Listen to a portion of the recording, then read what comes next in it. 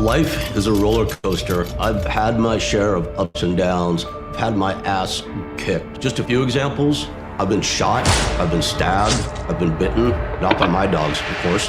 2 3-year-long illnesses, both times pronounced terminally ill. One was stage 4 lung cancer, and then part and parcel of that, I created so much that came with it. Homelessness, severe drug addiction, horrible depression, isolating myself from everybody I know and love, and going through it all alone, except, of course, for my beloved pit bulls. They've kept me alive. It's been a wild and crazy ride, but honestly, it's been one hell of a blessing. My friends, my dear friends, the WWE superstars, UFC icons and legends, the leaders of the Hells Angels, the Navy SEALs, spiritual leaders, movie producers, musicians, they say I've used up my 9th life, but I know that I have one more left, and it's gonna be the best one yet. Life's simple these days. It's just me and my pups and doing the best I can for myself, for my dogs, of course, and for as many people as I can. Part of that is I love doing my podcasts. I'm told they're equal parts inspiration and entertainment. It makes me feel like I get a chance to give something back. So my greatest hope and my biggest goal are one and the same: to take all these ups and downs and combine these experiences into something that looks like hope, strength, maybe even a little bit of wisdom. It'll all be in my book, Little Big Man, and that drops later this year. Until then, please join me on my YouTube channel at Rick Bassman, and please subscribe or listen on your very favorite podcast platform. 3 new podcasts every week, one each of the Cancer Warriors, the Pitbull Podcast, and Talking Tough.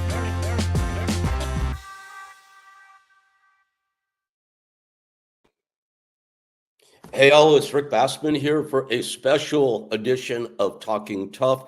It is a chilly yet beautiful Wednesday night in Southern California. I am hopefully at the tail end of facing a very, very major personal challenge. And at the risk of being cryptic, I'm going to leave it there. I'll talk about it probably next week or the week after or never. Suffice to say this, it's one that people might define as big, tough, life challenging, life threatening, but my head's in the right place. That's a good thing because of the show that we have for tonight. I had a phone conversation last week with a old client and old friend who has become, over the years, on and off. We lose contact, we gain contact. I would dare say more and more of a friend, and that's a cool thing. And I've always, from the day I met this guy, I've regarded him as one of the most, and these are words I used to apply to him throughout the years and still would today: cultured, intelligent, articulate, introspective even. We had an hour conversation last week, as I said, first one that in many years that we've had. And I also came away from that conversation thinking, wow, the years have been good to my friend's brain. I mean, this guy is like this newfound maturity and way to look at life. I mean, the same ability to articulate, the same like very definitive intelligence that was always present is there, and maybe even amplified now. But just this maturity and level of happiness was something I was really happy to experience during that call. We finished the call and said, damn, that should have been the podcast, but we weren't ready for it. So that's all right. Now, let me talk about another guy. This goes back to another old client.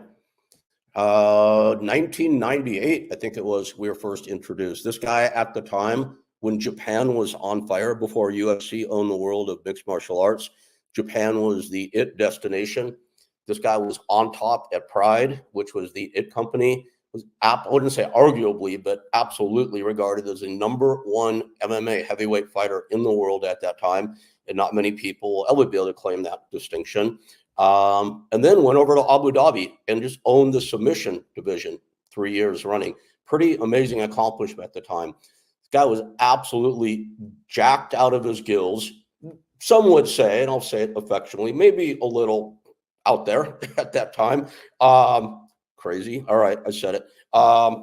And he'd go variably by the nicknames, the Specimen and they became very famous, maybe not for the right reasons or all the right reasons. And we'll talk about this tonight, the smashing machine. So this is a little weird intro, and I wing it as I always do.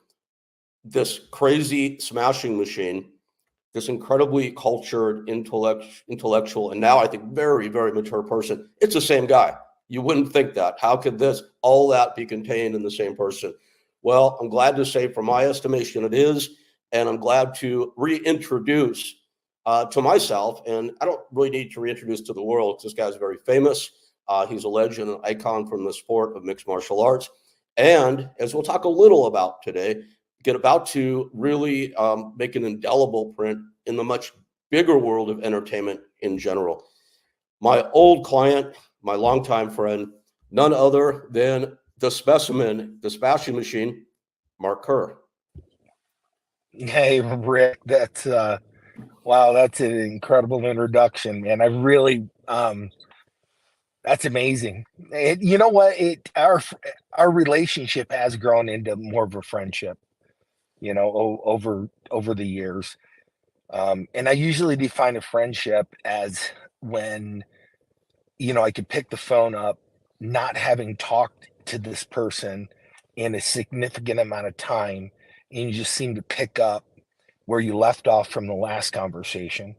And that's the beauty of connection, having the ability to connect with another human being on a lot of different levels, that's at one of those where, it's easy to pick those up when you have that connection. And so, I appreciate the introduction and all the accolades and everything that go Appreciate you with it. saying So, that, Mark. Well, in the immortal words of Jim Morrison, what a long, strange trip it's been. oh man, it has been, and part of it is that I could pick up pen and paper and I couldn't write this story. I couldn't write it because no one would believe it. Like if I said this is a nonfiction story and I wrote it, people go like, yeah, right. It's had some incredibly complex emotional times for me, some incredibly unbelievable highs. It's had a lot of really hard learning lessons. Um, Unavoidably, it's either all those things are going to destroy me or they were going to make me better. So were there times in your life where you would categorically say it did the former? It destroyed you, and Yeah, you thought it was over? yeah. I would, um, when, and this is just really interesting, the timing of this and what we're talking about. I just almost finished a book called Strength to Strength, and it talks about um in life these high achievers, like if you're a Silicon Valley, whiz kid, in your 20s, your brain has it's called fluid intelligence, right? It has the ability to adapt and mold or look at all of this stuff that's been created and condense it and solidify it and make it your own. But as you get older, you have something called crystal intelligence, and your intelligence kind of crystallizes into this different level of intelligence, and those gaps between the two usually set you up for, when you're in fluid intelligence, have this really high achievement. And then as your intelligence goes into a different format of crystal intelligence, so understanding that in my brain now, understanding that back then, my life was so wrapped up into one thing. I had the fluid intelligence to compete in mixed martial arts and wrestling and, all these different formats, to be able to create that kind of life. And I didn't understand, as I was evolving and changing into, my brain was changing into something different. I didn't know how to evolve and change. And so those things at the time felt like they were destroying me. A lot of them self-inflicted. A lot of things that I did, looking back on it, you hear the term a lot, like self-medicate, right? Oh yeah. Like, oh, well, realistically, I was trying to find, your body is designed to find like homeostasis, right? It's trying to find its balance point. It's trying to find its equilibrium. And it's like, if you're so far off kilter one way or the other, you're going to try whatever you can to feel that sense of normal. So I think a lot of that, relationship wise, career wise, a lot of the things that were going on at the time, and it felt like it was like 10 deaths when all Dude, that stuff would hit you at once. it was crazy freaking times. Mark, I remember like our origin story, if you will, was in partnership at my pro wrestling school at a gym in Los Angeles called R1, the Raw Yep. Center, we called it at the Yep. time. Run by, in my mind, one of the absolute true pioneers and good guys of mixed martial arts, a guy named Rico Chiapparelli, NCAA champion himself, I believe, and hell Yep. of an instructor and Yep. hell of a business guy. You would never know about how he dressed and presented himself, but that was just Rico. I remember being approached by Rico one day, and he was such, in many ways, kind of like a low-key, chill guy. And I was managing Oleg Tatarov at that time. He was my first, name guy that I represented in mixed martial arts. Had a relationship with Rico, and he goes, Rick, I may have something for you, and as I remember it, at least, he said, but it might be one of those like, be careful what you wish for situations here. He goes, I am like trying to manage these two guys. They're arguably the top two heavyweights in the world. He goes, I can't handle them, man. He goes, I mean, what was going on there? I mean, what Oh man. like, and other guy, of course, is Mark Coleman. Yeah. You know what? It was Rico, and I believe his brother's name is Lou. Yep. Lou and Rico Chiapparelli. Yep. And Rico was a little bit older than me, and he had wrestled at Iowa. What's crazy about it is they were trying to bring something into life that didn't exist. So it was all before our time back in those days. Oh my God, man! Nobody understood even they couldn't understand even the basic. Like I've done interviews before where I've said, like, you're explaining this to somebody and they go, hang on a second, you do what? Hang on. Back then, yeah, like nobody had a real idea. So for somebody to come up with like, hey man, we need to take these guys and present them to X, Y, and Z, or get them this, that. Because at the time also, nobody really knew what their value was. You didn't know. West, man. Yeah, absolutely. You didn't know if you're worth $500,000 a fight, $1 million a fight. Mhm. You didn't know. You just kind of threw a number out there, and if that's what the promoter felt like in Japan, you could get some ridiculous money back then.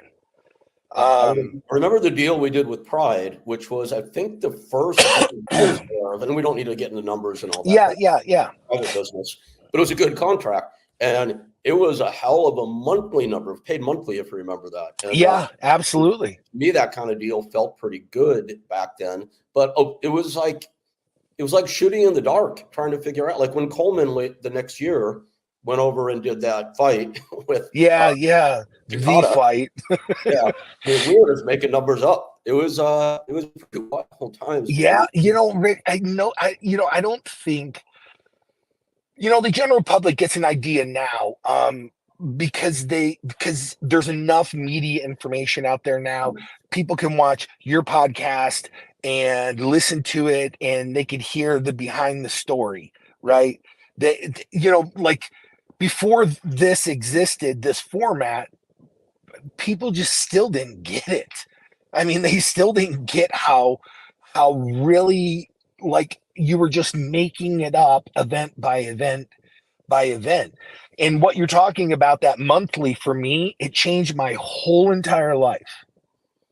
It changed my whole entire life. It gave me stability that I never had, allowed me to concentrate on one thing, on a day-to-day basis, to just go, what are you doing today? I'm going to the gym.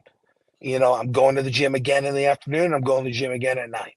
I'm not trying to work a job in between going to the gym, work a job, come home, go to the gym. It allowed me flexibility and um, allowed me to just pick a spot going, I want to go there. I want to be the number one dude that does this. I want to go there, and Well, you allowed me to have the vehicle to do that. you were.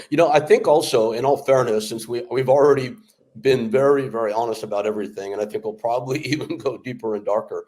I would dare say back at that time, guys that were built like you and I I mean, obviously we're built very differently personality wise. I think if you had or I had gotten money like you were being paid on a monthly basis, but got it handed Yeah. to you 2 or 3 times a year for 1 or 2 or 3 fights, it'd probably been here today, gone tomorrow. Also, Hmm. that's just how we lived our lives back then, I think. Oh God, yeah, man. There was, you were spending it like you stole it. Hmm. Hmm. All of it, because it just, a lot of that was, there's a dichotomy there. There's the idea in an athlete's mind that you can compete forever, right? And then there's a scarcity concept of like, hey, I'm gonna live as hard as I can for as long as I can until it's over. You know, um, and I always had this idea that I could control the ending, like a soft landing for my career. Um, and then it just didn't happen. I wanted to You ask know, you about that because you came in and you started with. I remember your fights, your tournament at UFC was eight. No, I did Federico Lependa's event Well, first. yeah, you fought in Brazil before that, of Yep, course. yep, yep, yep, yep. And that you got, and I'm sorry, and I knew that, of course, but I remember the first time I saw you on TV before I knew you, you were in the 4-man Yeah, tournament, yep, UFC. yep. I think you fought. This is when it was still like style versus style, and it was like Hawaiian bone breaking versus. That actually was a style match. No, I don't doubt it. It was great stuff. They, I think your first opponent was like Special Army Ranger. yeah, oh my God, it was like champion of the bear pit, like 14, 18-time champion of the bear pit. And, So when you're standing across the octagon from that guy, are you like worried about these techniques that he might have that he might kill you with? Or are you like, this is ridiculous. I'm gonna smash this guy. you know what was still crazy back then, Rick? You still, like me, I still had the idea or the concept that I grew up with about fighting. And that was the bigger dude always wins, or the, ninth degree black belt guy in Kung Fu, he wins all the time. He's a ninth degree black belt. Look at his belt.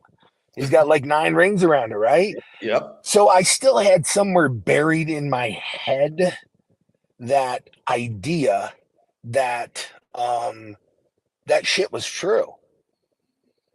And so, somewhere in my subconscious that rang like it's just this little voice, going, oh, dude, he's king of the bear pit.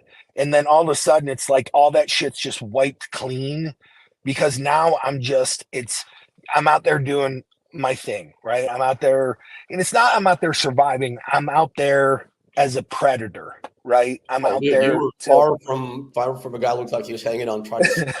You flipping steamrolled everybody. yeah. Um, Oh man, it was interesting because looking back on it, going, yeah, I mean it's predatorial response. It's like a survival instinct on, you know, on a lot of stuff. Well, I was on a lot of stuff, but I mean, on a lot of stuff. You and know, you ran up an awesome undefeated record for a big part of your long run in your yeah, career. yeah, And so, Mark, what at that point in time, the viewing audience wasn't that educated. We still didn't know really what submission wrestling was. We did. We saw mm-mm. was Gracie. When I say we, I'm talking about the general Yeah, audience. yeah, I knew more because I was in the business, but not that much more. And back then, I think there are guys we would look at. I think maybe Mark Coleman first, and then I think maybe Mark Kerr second. We're like, that guy's unbeatable.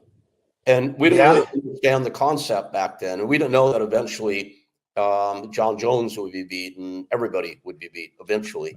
Did you at a certain point ever believe that you were unbeatable? Man, that's an interesting question. You know, where so in the fighter's world, like our conversations, and I think I'm remembering this correctly. All of that undefeated shit came from Hickson. And Hickson put out there that he was like 400-0, Yeah, right? right. And nobody back then even had any inkling of like, okay, well, are you counting the 2 fights you had in the sandbox when you're in elementary school? Who was Are you keeping the counting? record? Are you counting the 3 you had in junior high school, and then the 10 fights you had in high school? Are you counting all those? You know, and that's kind of like now I can look at it and have some kind of humor towards it. I have no doubt that Hickson in his day doing submission grappling along with his brother, they're bad motherfuckers. There is Absolutely. no getting around that. The Absolutely. argument just, there's no, I can't say one disparaging thing against them. Hoist proved it on a level that Hickson never did. And that's the reality of it. And it's not to say, I mean, Hickson, they're like, I've talked to Hoist since the competition days, and he really is an amazing, amazing human being. Yeah, very nice guy. Unbelievable, just sincere, genuine. Um, and he had said like he was never meant to fight. His father taught them to be teachers of the art so they can grow the sport.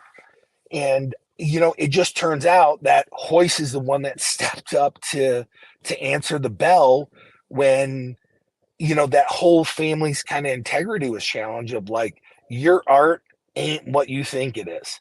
And Hoist's dad's like, no, it is. Yeah, and Horion, the Yeah. business minded brother. He told me once, and I think I've heard this in other places, that getting Hoist out there, and might sound like we may have somewhat different accounts, but I think it's interesting what I'd heard, which was, well, we're going to show that our art is the best in the world because we know it is. Yeah.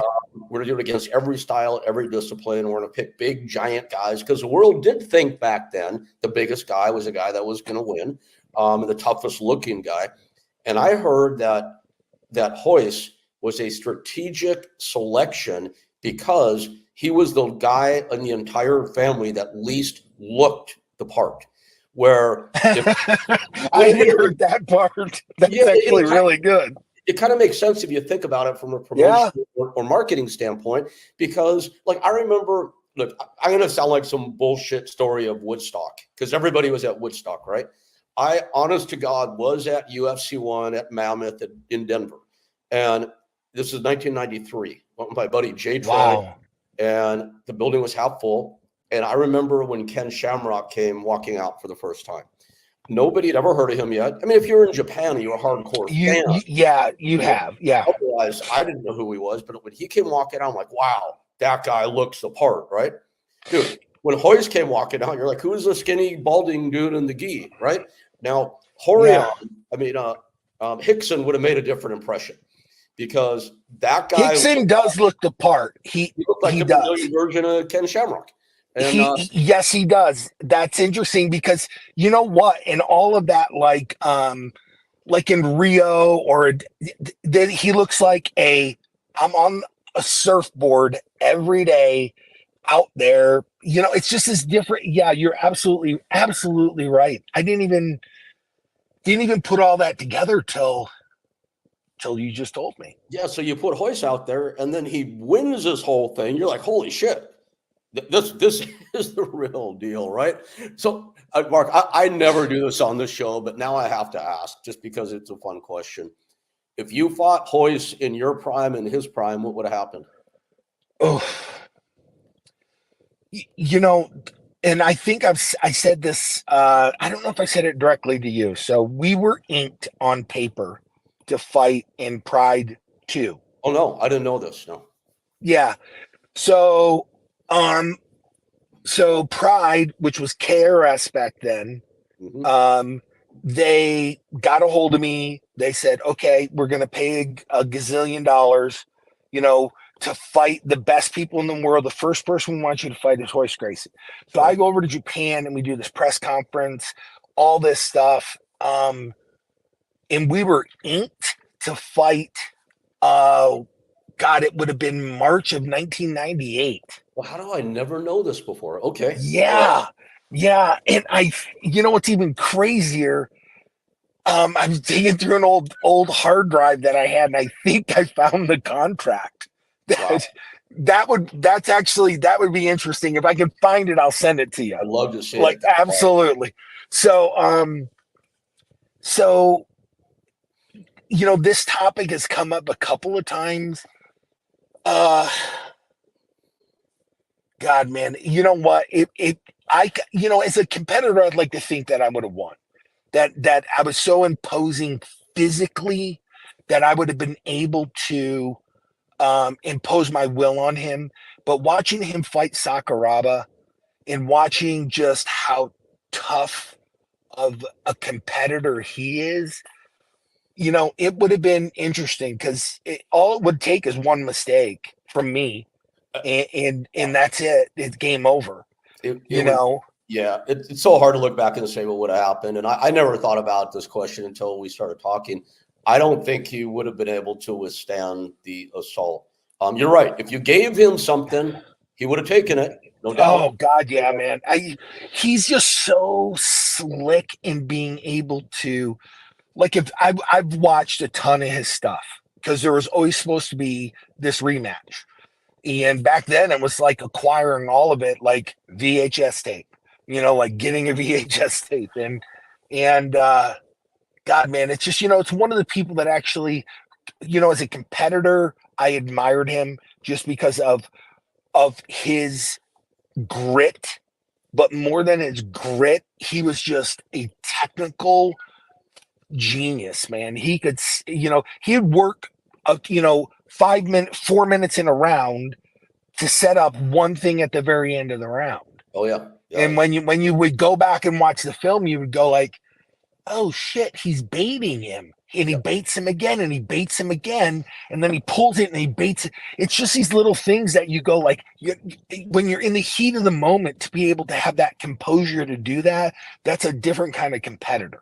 He's playing high level chess. That's for sure. Oh God, man, it's unbelievable. I mean, it's just one of those things where, that whole um he shattered the idea that you need to be 6'10" and 300 pounds, or you have to be, X, Y, or Z, or look apart. I mean, it's just really he did a lot, I think, for the community of mixed martial arts to usher them into the 21st century. The Gracies deserve all the credit for putting it, if not being the ultimate guys that put it on the map, making the largest contribution ever for sure. Yeah, absolutely, Well, absolutely. we'll never see that fight. It's fun to think about, but regardless, so you get through your steamrolling opponents. You're at the top of the game. You're ranked number one in the world. You win Abu Dhabi's 3 years in a row, I think it is. Yeah. The guy with no submission background, by the way. Let's not forget that.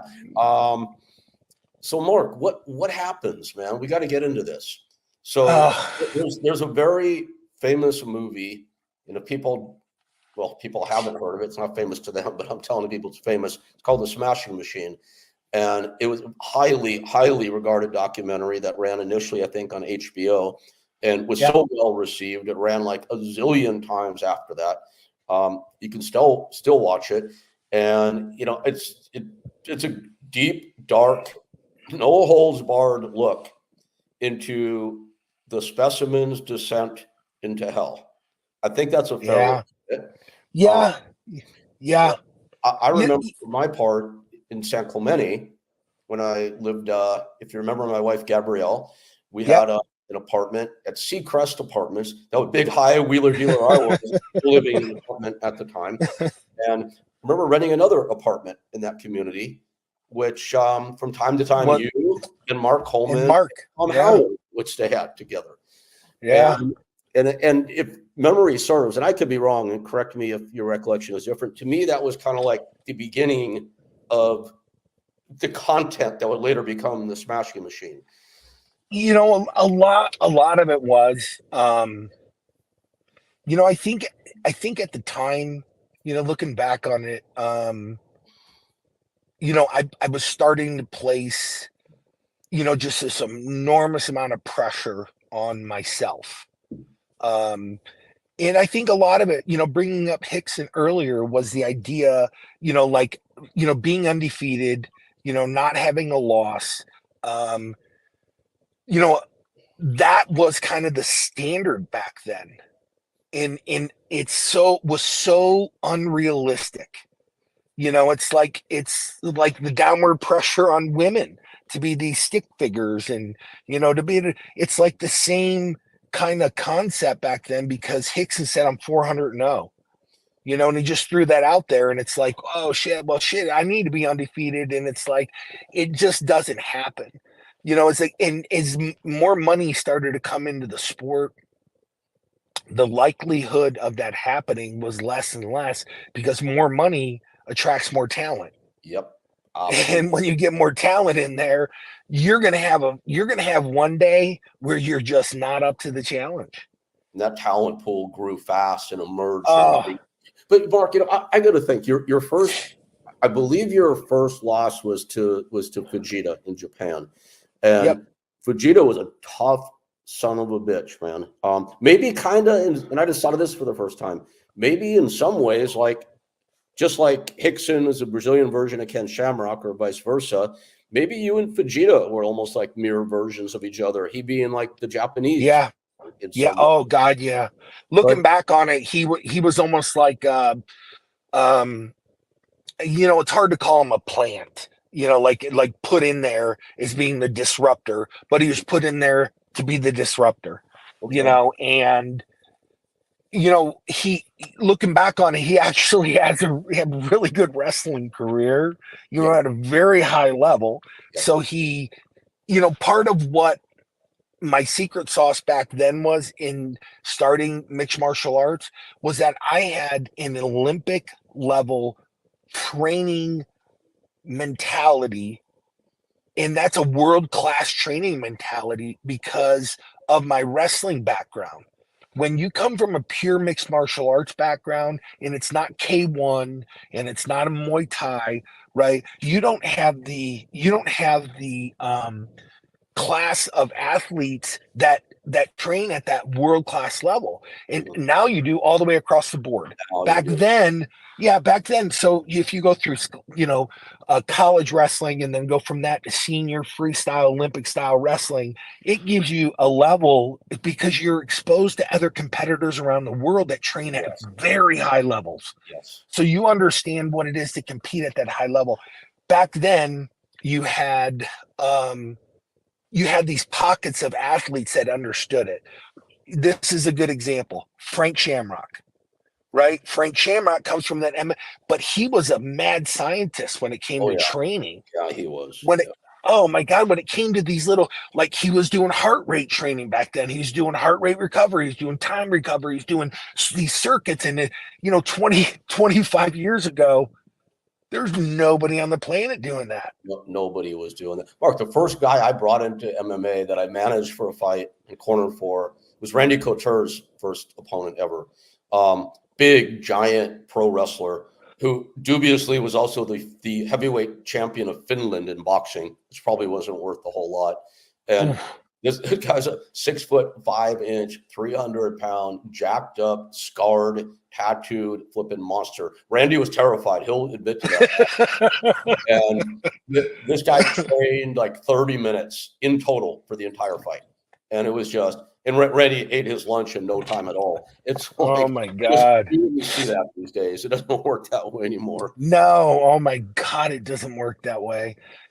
So back then it was, first loss to Fujita, he understood what it was like to compete at that high level. So in that bout, there were so many other things going on at that time. There was, there's never an excuse for losing. I mean, I would step up and say I lost, man. It's hard as a person to go, he kicked my ass. Well, my big question for that fight is, did he win that fight or did you lose that fight? I lost that fight. That's what I that's what I thought. you know, I would say this, Rick, and I'm sorry to cut you off there, but Mhm. a lot of that is, as far as just if you go athlete to athlete, right? I'm a better athlete, right? Had more MMA experience. I had more ring experience. The one thing that sometimes is unaccountable is determination and grit, Yep. right? Yep. Going, God, man, he's not very talented, but fuck, he's got grit, Yep. and sometimes that gets you through. And there's a whole litany of other factors, but that's a fight that I look back and I go, well, Mark and I should have had our day. That would have been fucking phenomenal, You and Coleman. but yeah. And it just, it just didn't happen. It wasn't supposed to happen like that. Yep. I remember the first fight that I cornered, first time I ever cornered for you, and first fight when I was your manager, was Hugo Duarte Yeah. and he's a respectable guy for sure. Yeah. And Yeah.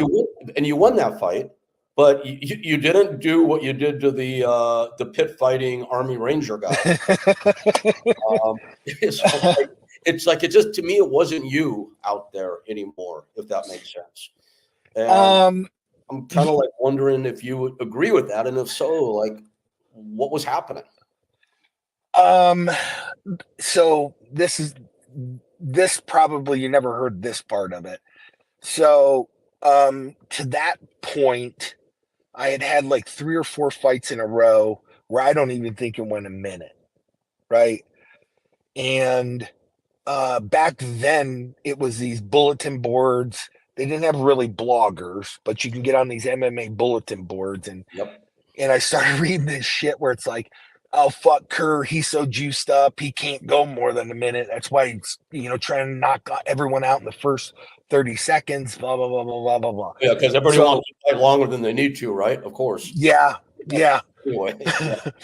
So I end up getting in this conversation after the fight, and if you remember, Boss was also in the corner, and he was pissed. I He was frustrated. He was going nuts in the corner. I remember well. Yeah. And part of that was just he was like, just end it.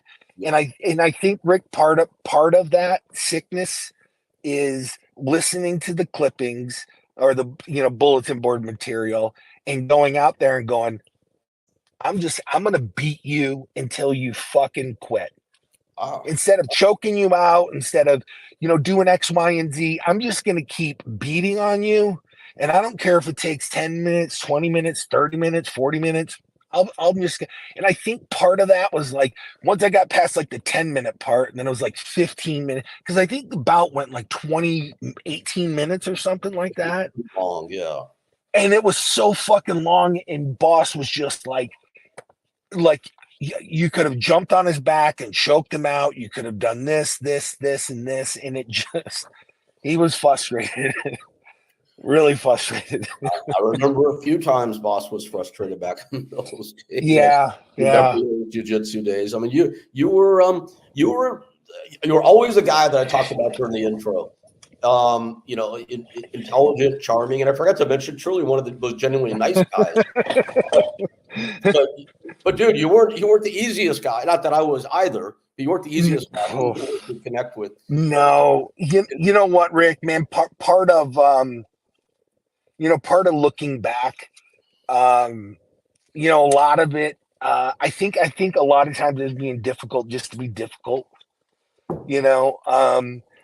and I didn't have the experience in that realm of either managing or all the other aspects that come with it. So I didn't really know what like norms or standards were, right? And I was trying to create something, I tell people, I go, well, my first time ever showing up to Japan for a press conference, everybody's in sweats and I'm in a fucking Hugo Boss suit, Yep. because Nice. I wanted to bring something a little different to the table. Smart move, man. Yep. Right, right. And not really understanding like there's a whole philosophy behind that, right? All right, Mark, we've looks like Mark is still with us, but we've lost his image and his voice for a moment. Hopefully he will be back with us in a moment. We're in the midst of a conversation here on Talking Tough with Mark Kerr, and I know he'll be back. This has been great so far. I'm looking down because I'm texting him, folks, to make sure we're getting him back. And we'll get a little deeper into all the craziness before we wrap up here. Now I'm done talking. We'll have a hard edit at this point.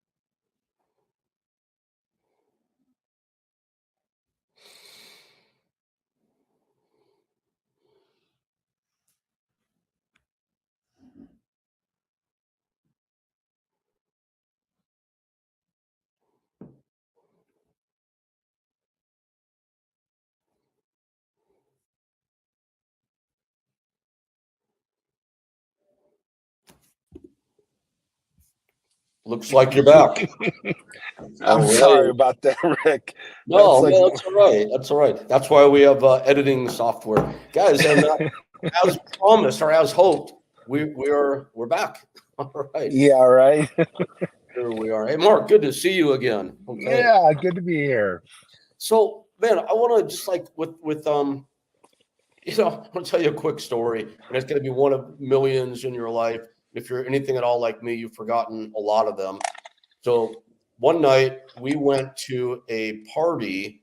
We were at a nightclub on PCH in Laguna Beach. Oh It my was God. you and I and Mark Coleman and Tom Howard. And then we heard there was Mhm. an after hours party in the Laguna Beach Hills in some mansion. Oof. Do you remember that? Oh my God, it was, I think the guy that owned the bars again named like Rizza or something Yeah. like that. Yep. Rizzo. Yep. That's right. So we go to this mansion, and I remember like the ecstasy X tabs came out. I'd never done that. Yeah. Oh, Never done one. You guys are in the midst of training for fights. Tom is being Tom, of course, Tom Howard, yeah. one of my dearest friends, and like Boss Rutan at that time, and Roddy Piper, God rest Roddy's soul. They were all the kings of excess. None of them are anymore, which is great.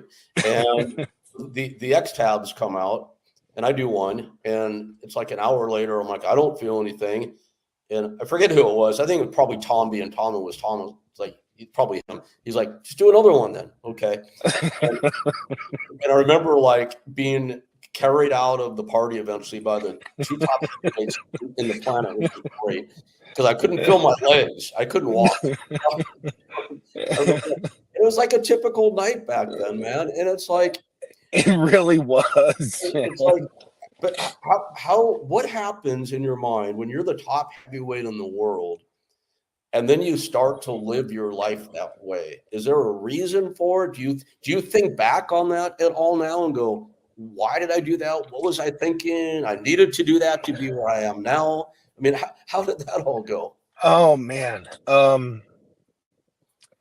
You know, I've obviously examined a lot of parts of my life, and those kinds of instances, um, you know, I really felt this sense of just absolutely two things, entitlement, and then just a sense of immortality where, you know, I just felt like this is who I'm going to be forever. I'm going to do whatever I want to do because I am, you know, I am immortal. You know, and it's nothing that you form the ideas in your head, and your behavior translates that. You know, it's like you don't verbally go, "Hey, man, I'm immortal and, you know, I'm entitled to this." But in your head, it's this like conversion of like that's going on in your head, and you translate it into really fucked up behavior. It becomes deeply rooted, I'm sure. Oh my God, man, it's still entitlement still fucks with me to this day I don't because get that from you anymore, but go ahead, please. it still does, and it comes up. I'm more cognitively aware of it right now, in how I operate, and sometimes it's an attitude, sometimes it's you know, in, you know, this self-centeredness, you know, which is just, you know, again, that's part of my disease, right? You know, part of my, you know, addiction, you know, but it's a lot easier to recognize, you know, when back then when I'm totally entrenched in it, no way.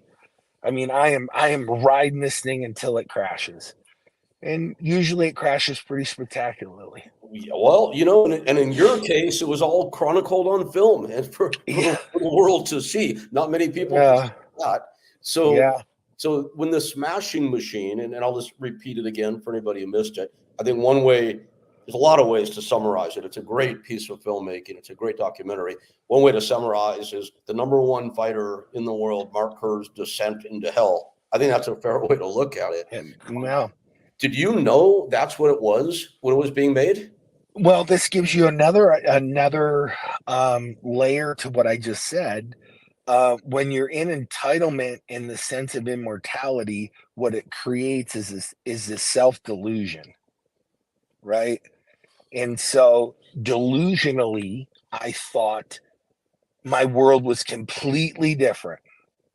So when I got approached by John Greenhalgh he's like, "Hey, can you get us passes to this event? We're going to come out. We're going to film a little bit. I want to do, da, da, da." You know, I was, John Greenhouse. I'm sorry, that's the producer. yes, John Greenhalgh. Yeah. He's the producer. And John and I went to Syracuse University together. We Okay. went to film school there. So you got And history. so he's a little bit younger than me. I was a little bit older than him. But nonetheless, I mean, you know, college wrestling team is just a small group of guys, Yeah, right? So I mean, we all knew each other, and so when John approached me, I had already a level of trust with him. sure. You know, but that delusion was running so deep that I thought my life was completely different. I was like, "Sure, come on in, man. This should be great." Wow. And you know, You thought it'd be something that would make you look even cooler than you already were looking. oh, absolutely, Oh, wow. Right. So absolutely. it really, I mean, it was cool in some weird ways, but I'm not sure that's how I'm sure that's not how your mother would have looked at it. Oh no, no, not even close. So this comes out and you see the edit. And what are your thoughts when you first see it? And of equal importance, what does your family say to you? Oh my God, man. You know what? The It's a one fucking thing. brutal show, man. It really is. Oh my God, man. You know, Rick, the part about it, you know, which I didn't completely understand, and most people don't. You know, when you're either in a drug or alcohol addiction or sex or gambling or whatever it is, right? Another delusion that I had was that I'm doing it to myself. How the fuck does it affect you? Right. And that's again this entitlement, this delusion of self that if I put something in my body, why does it hurt you? Yep. You know, Okay. and Yep. and it's so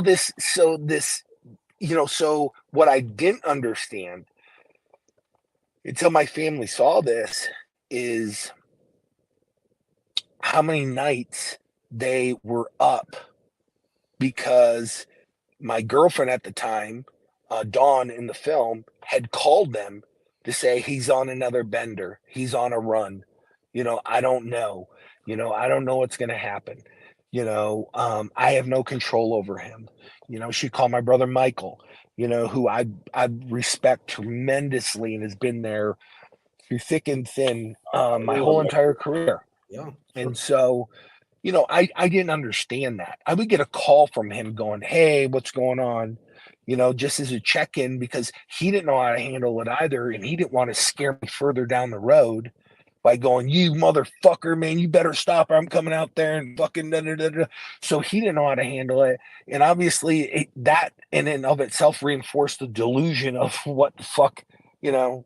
So there was a lot of deep stuff going on back then, and part of that um when all this stuff started coming out and really really trying to get down to like what is going on, um it's a tough ask, especially at, where I was in my career, what was going on, um and the amount of tension. I look at it like this too: the when the film came out back then, HBO, they were gods. Like if it came out on HBO, man, it was like the gold standard. A very big deal. Yes. Oh my God, man. It's not like you're in the corner porno shop, fucking in the seedy side of town. This is on 44th Avenues of the America, HBO building, top floors, two huge freaking cinemas up there. I mean, it is as big time gets. So when this comes out, there's no social media, there's no Instagram, there's no Facebook, there's none of this is it.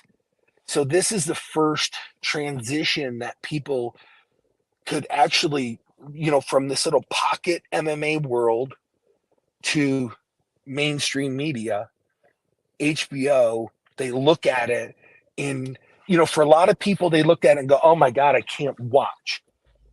But for some people that watched that first 10, 15 minutes, they couldn't take their eyes off of it. Sure. Well, it's like you can't look away from a train wreck sometimes. Yeah, it's serious. Spite of it, I'm sorry. It's fascinating. It absolutely is fascinating. No, it was a full on train wreck, Rick, man. It had bodies flying out everywhere. I mean, You know, and it you said something I never thought of before, which was that was probably the first major mainstream media exposure for mixed martial arts.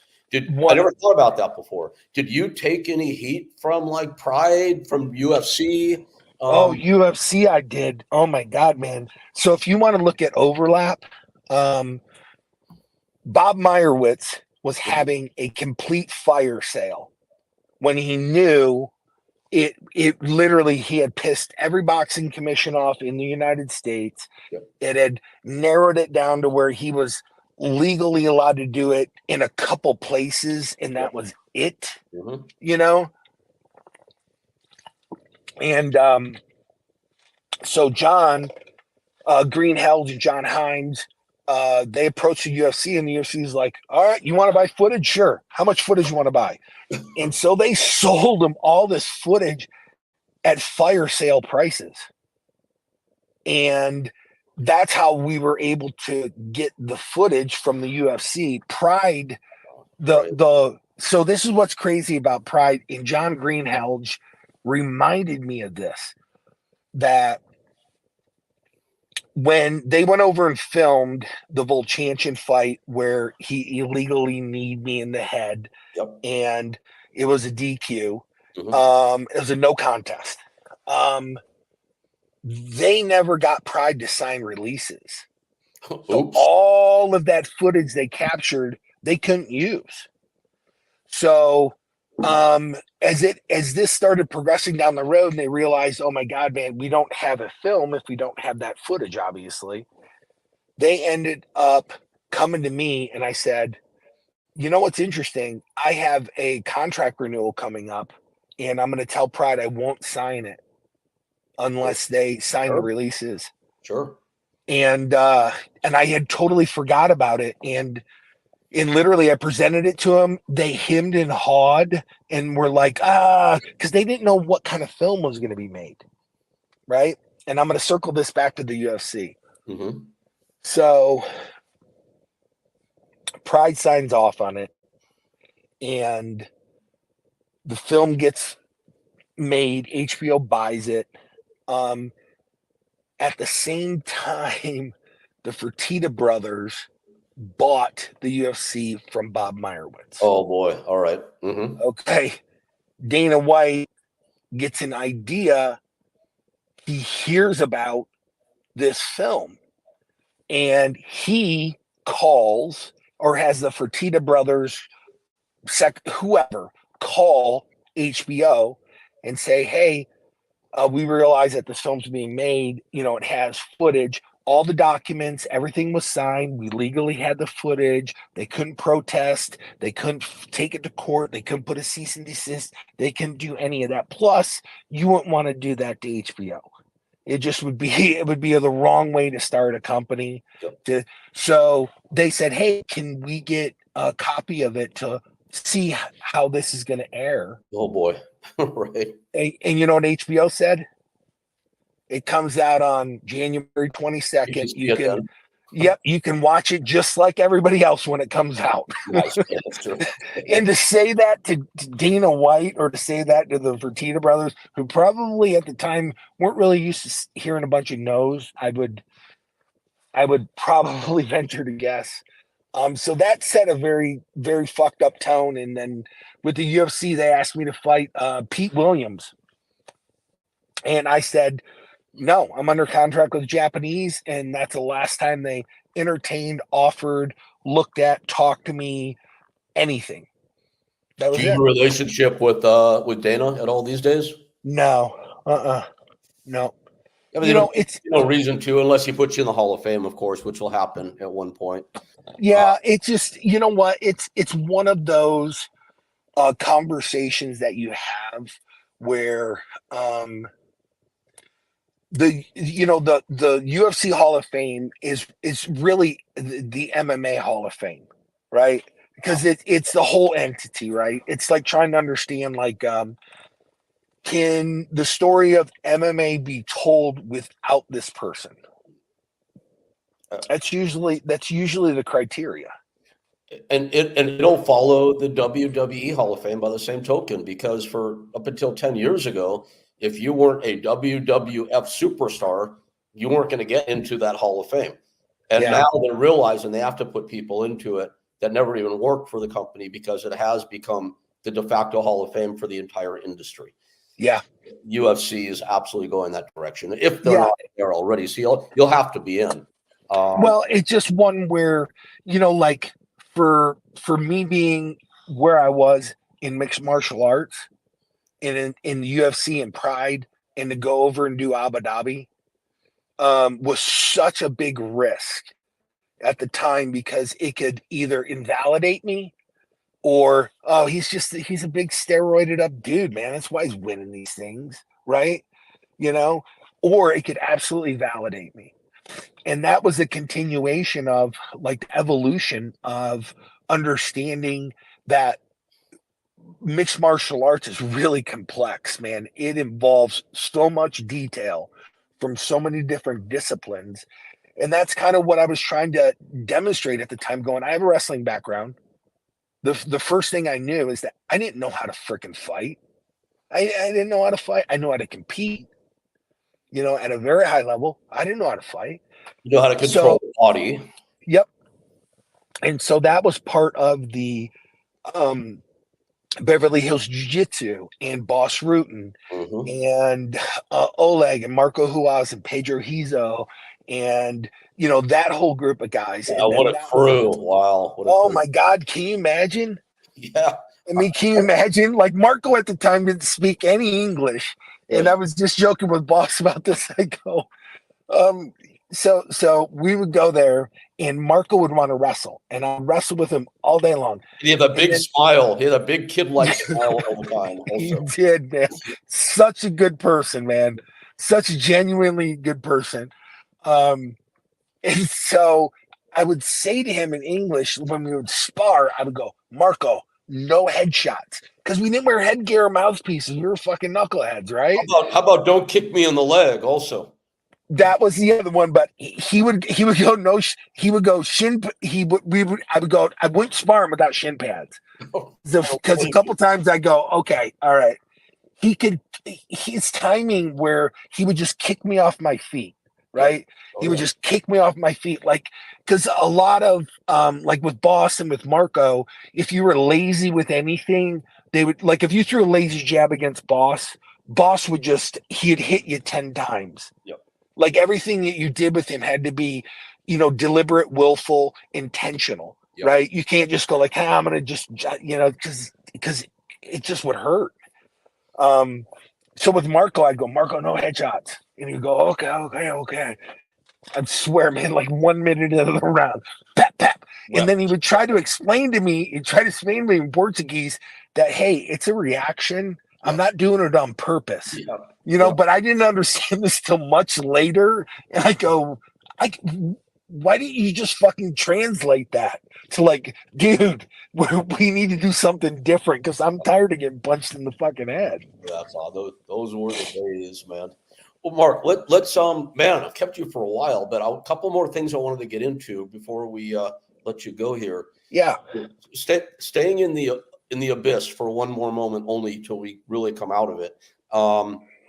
So at the end of Smashing Machine sees you in a pretty dark place.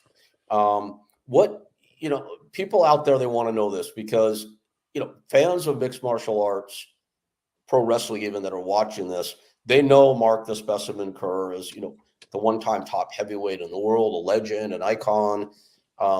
They've heard some recent amazing news. Maybe they've forgotten that you've experienced just as bad as they have, maybe even worse. And people find that relatable, man. In my experience, the I don't want to say average, nobody's average, but the citizen who the regular man, it helps them to know their heroes have been through it too. I think people take solace in that and inspiration and coming back out the other side.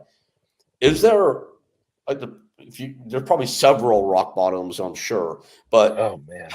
how would you characterize and describe like the worst of the worst? Where were you and what did that look like? Oh man. Oh, the like when I have a bad day, like now, right? The thing that pulls me back into, like it's not that bad. And this is hard to admit, and I've only talked about it a couple of times, but back in I think 2006, 2007, um, I just got divorce is finished. My son at the time was probably like 2 or 3, and just I couldn't stay sober. Just couldn't get it together, and I end up literally um, living out of the back of my fucking car. Like literally living out of the back of my car. And that is like my best thinking at the time. That's where it landed me. You know, and there had to, for me, the level of humility to get to where I am now, the amount of work that I've had to do. Um, it really is. It's humbling because it requires a level of honesty, um, about what my defects are, what my attributes are, you know, um, what I can contribute, um, the lessons I could, you know, help somebody with.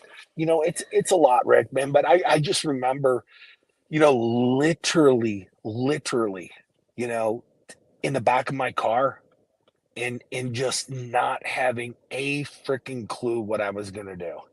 So it was the opposite of, hey, I'm in my car. This is so cool. I don't have Yeah. to do Yeah, no, it wasn't a hey, oh my God, I'm free, hey, it wasn't a minimalist lifestyle, no, by You any stretch. probably didn't have a lot of close contact with your son, I would imagine, at that point. No, no. And then really what kind of pulled all this back together, was, I ended up going up to Colorado for a little bit training up there to try to get ready for an event, and just I wasn't in a space to be able to train, and I came back down, and I'll never forget this. I mean, my son, like I said, was 2 or 3 at the time, and um I my ex-wife opens the front door, and my son cowers behind her Oh because God. he doesn't recognize me. Oh, right.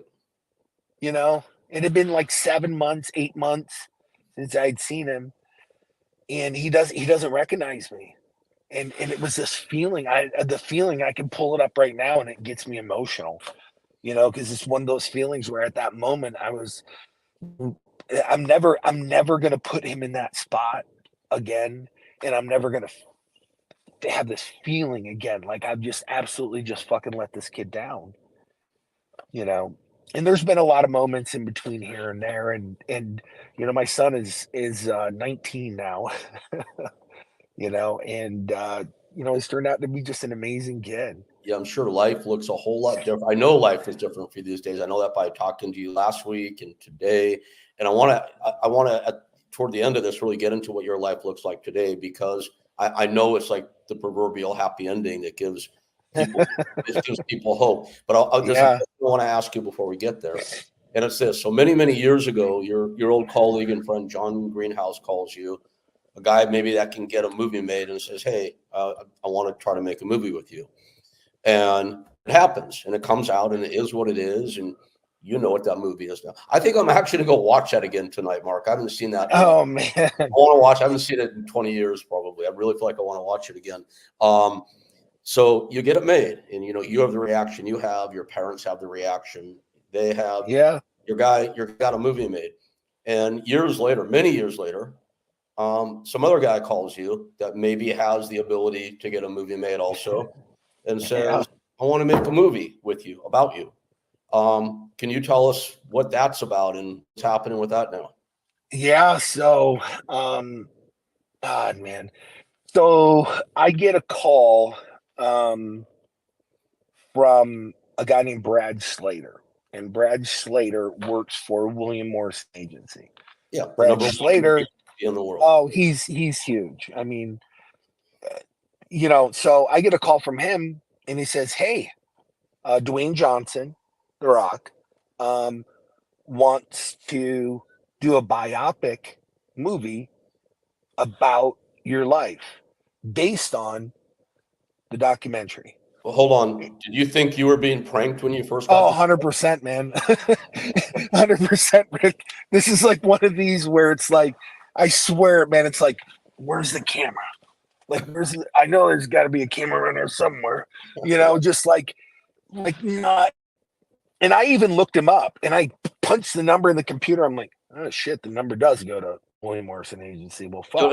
And for context, for those out there who don't know, because I've been in that industry forever, William Moore, WME, which Oh, now owns UFC and WWE. and yeah, Is the number one agency in the world, and Brad Slater is at the top of the heap, what they call a packaging agent, which are the guys that put entire projects together under the William Morris banner. So yeah, it doesn't get higher on the food chain than WME or Brad there. So I just no, don't. no. I mean, it's like calling the president, right? Yeah, It's like, it was like one of those feelings where, when it started, it was like, okay, and then from there, the progression of it, um, everything needed to happen the way it happened. So when this started back like 4 years ago, you know, I didn't even get excited about it, Rick. I just kind of tried to stay between here and here, right? I just said kind of like my life needs to go on regardless, good, if this happens or doesn't happen. And I still have that kind of sense of feeling, good. but the difference is now everything's in place. Now Meaning, it's green lit. It's happening. oh my God, man, it's so everything's in place. Back then, he had an idea. So D had an idea, and he didn't have all the pieces worked out. And so now everything just kind of fell into place. It's like, A24 Studios, Benny Safdie's directing it. Benny Safdie's writing it with DJ. And, $7 is going to produce it. A24 is a studio that's, gonna, I mean, it's turned into where it's like, oh shit, this is gonna happen. Well, Mark, and for those out there listening that don't know, who's playing Mark Kerr in the movie? Uh Dwayne Johnson, The Rock. That's insane, man. Yeah. So, You ever sit around? This is what's funny. So this is a running joke for a while, Rick. Hey, oh, they're gonna make a movie about your life. Who's playing you? Like the game of like, well, if they're gonna make a movie about your life, Rick, who would play you? well, Or Brad Pitt, of obviously, course, or and Channing and Tatum. I don't know one of the two. and exactly like if I was like had all the options on the board, I'd go, oh, I'd probably want The Rock to play me, I guess, just I'm just saying, looks, build wise. It's just like Coolness. Sadly, Mark, I probably ended up with Paul Giamatti, but anyway. it's better than Danny DeVito or something, right? Yeah, exactly. But anyways, it's just one of those, run one of those amazing things. And a lot of stuff that's gone on in my life. A friend had said it to me, and he said it matter of factly. He said, you know what? This is what you need to do. You need to go in your bathroom, look yourself in the mirror, tell yourself you love yourself, tell yourself you're worth it, tell yourself you deserve it, and tell yourself that you are just this. That's the character of who you are underneath all the fucking bullshit, underneath all the bad behavior, underneath all of that stuff. The reason why this moves forward is because of who you are as a person. And as this amazing context, when he put it in that context, I'm like, wow, like, you know, it makes sense. It makes sense that this is kind of how things have progressed and where I am now. And when I talk to DJ, he's just such a gracious guy, and he's just genuinely such a good person. He's like, hey Mark, I want you to know this is an honor for me. I don't think this is like a really big honor for me. It allows him to move in a direction that he's never moved in before. And I told him, I said, DJ, I think, at this point, I would venture to say that you were made and born for this role. Because he identifies with it in a way that he thinks he can bring it to life, I can see that, and certainly. Yeah. in a way that when you talk to him about it, you can feel the excitement. Well, he's a real guy, for a guy Oh, who became the top guy in the history of a make-believe world. Well, he became that because he's real. So yep, I could absolutely see that and see. I don't know him well. I actually, when he came back after many years off to wrestle Hulk Hogan in the main event at WrestleMania, I got a call from the head of WWE Talent Relations going, "Hey, The Rock's coming back. He's got ring rust. Can you bring him into your gym and kind of like work some of the rust off him?" And I'm like, "Sure, of course." yep, So he comes. It was supposed to be like a week-long deal. I brought all my top instructors in. Tom Howard was there that day, other guys that you know. He came in. Dude, he looked like $1,000,000 in the first 10 seconds. And all I could, we had one session, and all I could say is like, "Hey, kid, I think you got the best." But no, yeah, you got how real and how genuine he was. And dude, it's awesome that you have that relationship with him now, and that you're in this place where the number one movie star in the freaking world is yeah, genuinely excited and humbled by playing you. But what I really like about this, Mark, the whole like fan worship part of it aside, is I can see like how humbled you are by it. And and I love what you said a couple minutes ago when you're talking about you look yourself in the mirror and say, "I love you," and you yeah. deserve it. And dude, that's great advice. I mean, there's going to be For very, very anybody. few of us that are going to ever have Dwayne Johnson play them in a movie. But what Yeah, you said applies to everybody in every situation every day. And yeah, that, aside from the part that I'm worshiping the fact that Dwayne Johnson is playing you in a movie, that's my favorite part of what we talked about tonight. And dude, it's just so cool that you're in that spot. It's yeah. Rick, man, and I say this with a lot of humility because it took a lot of tries, right? And understanding that it took exactly how many tries it needed to be in order for me to get here, right? Not one more or one less, exactly the number that I was supposed to. And it's created, um, nobody can stay in a sense of gratitude 24 hours a day, 7 days a week, 365 days a year. But it's easy for me to just stop for a minute, even before this,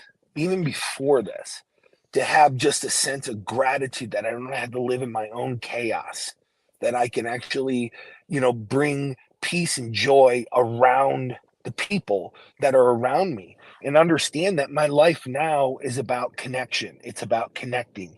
It's about, putting myself out there in honest and genuine way till I can connect. That human connection is really what I've been after my whole entire life. and you have Not that under now. You have that this little Dwayne Johnson movie thing aside. Your life now that characterizes your life. You have that with your son, Yep, with your brother, I would imagine, yep. Oh yeah. Yeah. and And it does, it's that thing that, for me personally, that, like having this, uh, when I was younger, I had this fear. I was afraid to connect on certain levels, so I'd only give you the appearance or what I thought you wanted, or all these other things. And now I have the sense of comfort in myself that my like Jay Glazer's a good friend of mine, and Jay would he says it all the time. He goes, "Dude, your vulnerability is your strength. Period." Like if you're going to go, you're a superhero, right? You're a superhero. What's your power? Vulnerability. It's like counterintuitive, but it's really what allows that connection to happen and allows me to be at peace with myself. Mark, that's amazing. And I'm listening to everything you're saying, and it's just resonating so strong. I don't know if you can see this obnoxious background I have up on the podcast here, but there's this bottom. Do you see the bottom Yeah. in the red? The world's toughest men and women at their most vulnerable, and Oh yeah, yeah, yeah, yeah. that that's what makes Yeah. people real, man. And it's like I've kept you so long, and I don't want to keep you. I mean, I'd love to keep the conversation going, but in I respect got it. to your time, it's like normally I would do, say, "Hey, Mark, thank you." Then you'd go away, and I would do a big wrap up. but I don't think there's anything to say beyond this, man. And if I did, it's going to weaken what I think is great. So here's for your listeners. This is what I'll give. I'll give you this promise, and I'll give them this promise. Yeah, why So don't you take us home, please? okay, Yeah. so I'm gonna take you home. Okay, so as this movie progresses, we're gonna have an update. And so this is what I'd really, really, really like to do. I'd like to, when I'm on set, come back on the show. Because I'm gonna be an executive producer. I don't know exactly what that means, but I'm gonna be there. And I would love to be able to do like a pod, I'd like to be able to get back on the show and kind of walk, your listeners through another chapter of this. Yeah, that would be great. Oh my God, man, it would be fantastic, man. It would be like really cool. And I think part of it, Rick, and I'm just gonna end here, part of it is just again, the connection that you and I have, and really like I could do a podcast and interview you because there's so many different levels to, really admiring what you've done through the years, and the consistency you've been as a person. So I really do admire that and respect that. And I love to be able to take your listeners on set with me, man. Oh, that's good. Thank you so much, Mark, man. I love you, man. It was so great. I love you too, buddy. Great to